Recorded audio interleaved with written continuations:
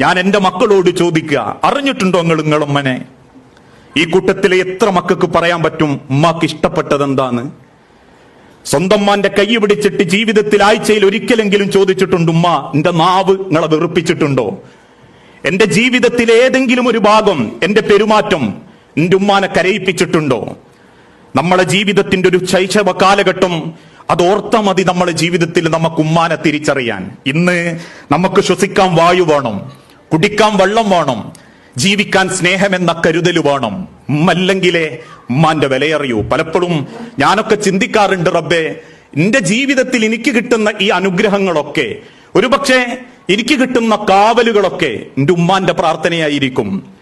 ഓരോ തവണ വീട്ടിൽ നിന്ന് ഇറങ്ങിപ്പോകുമ്പോഴും കെട്ടിപ്പിടിച്ചൊരു ഉമ്മ തന്ന് അള്ളഹാനോട് ദിക്ർ ചൊല്ലിയിട്ട് പോണേ മോനെ, തിരിച്ചു വരുന്നതുവരെ ഓരോ ദിവസവും സാധ്യമാകുന്ന നിലക്ക് അന്വേഷണങ്ങൾ നടത്തി ഓരോ രാവും പകലും ഒരു ഉമ്മ അർദ്ധമയക്കത്തിൽ പോലും മക്കൾക്ക് വേണ്ടി പ്രാർത്ഥിക്കുന്ന പ്രാർത്ഥനയുടെ ശക്തിയാ മക്കളെ നിങ്ങൾ ഇന്ന് അനുഭവിക്കുന്ന സ്വാതന്ത്ര്യം, നിങ്ങൾക്ക് കിട്ടുന്ന സമാധാനം. നിങ്ങൾ പഠിക്കുന്ന വിദ്യാഭ്യാസത്തിൽ പോലും അവരുടെ പ്രാർത്ഥനയുടെ കരുത്തുണ്ടെന്ന് നമ്മൾ തിരിച്ചറിയണം.